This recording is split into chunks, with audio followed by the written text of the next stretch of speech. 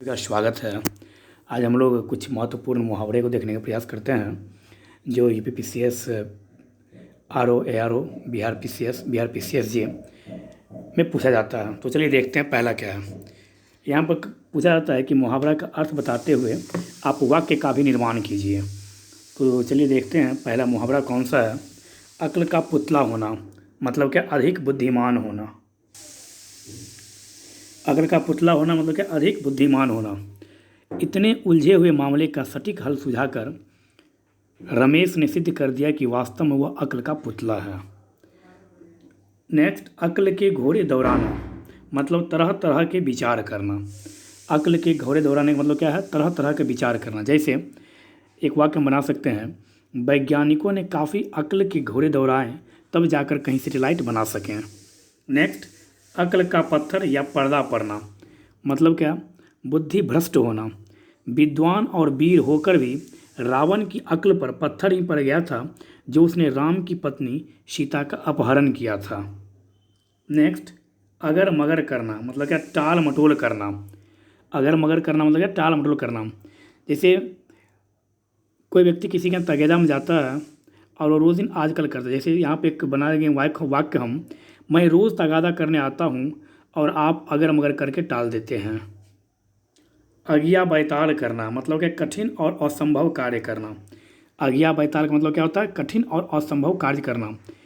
सुरेश ने बीच नदी से डूबते हुए बच्चे को निकालकर अगिया बैताल कर दिया मतलब क्या? असंभव कार्य कर दिया। नेक्स्ट, अत से इति तक मतलब क्या? प्रारंभ से समापन तक।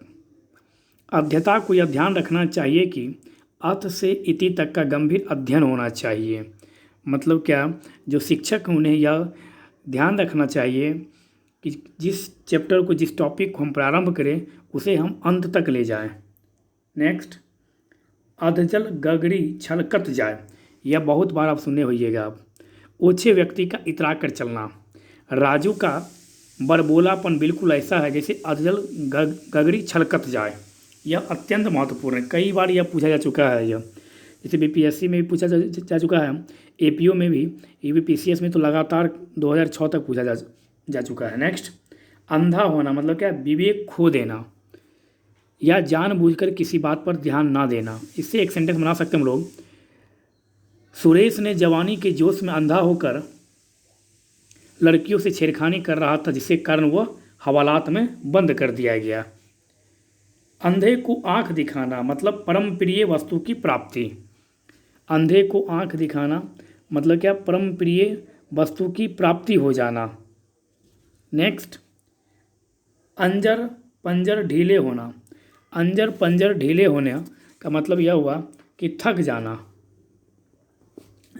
अंजर पंजर ढीले होना मतलब क्या? थक जाना। सुरेश आज बहुत अधिक काम करके आया है और उसका अंजर पंजर ढीला हो गया है मतलब कि वह थक गया है। नेक्स्ट,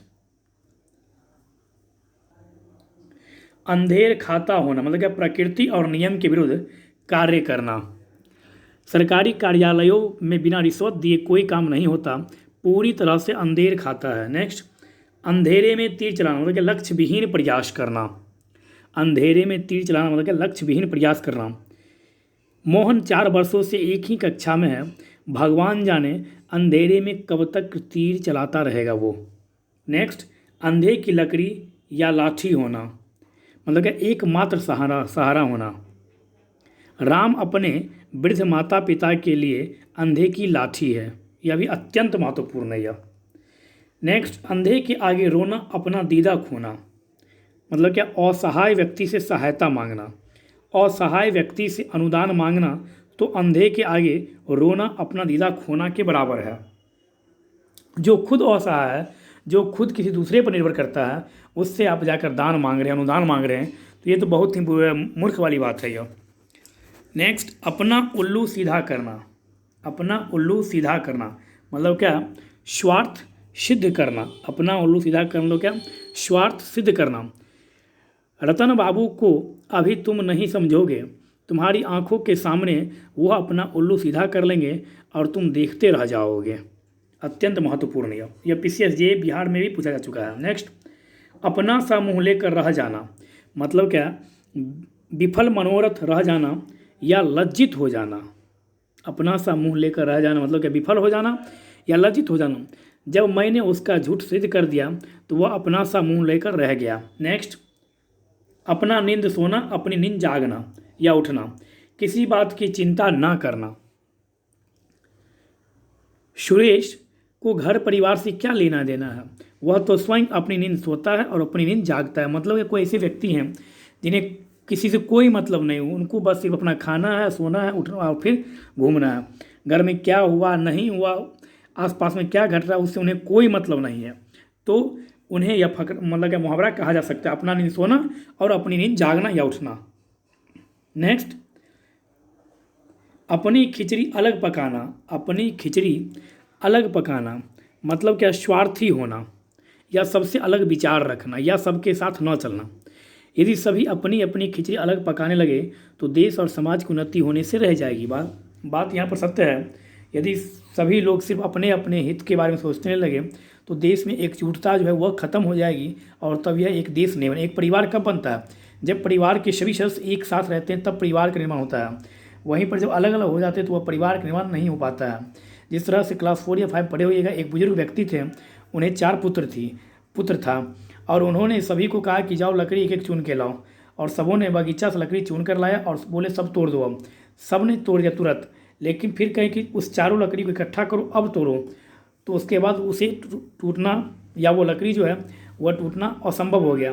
तो उन्होंने वहाँ पर यह सीख दिया था, यदि तुम चारों भाई अलग अलग रहोगे तो कोई भी तुम्हें तोड़ सकता है, लेकिन यदि तुम चारों में एकता होगी तो तुम्हें कोई नहीं तोड़ सकता है। तो यहाँ पर यही है, अहंकार का पुतला होना मतलब क्या, बहुत घमंडी हो जाना।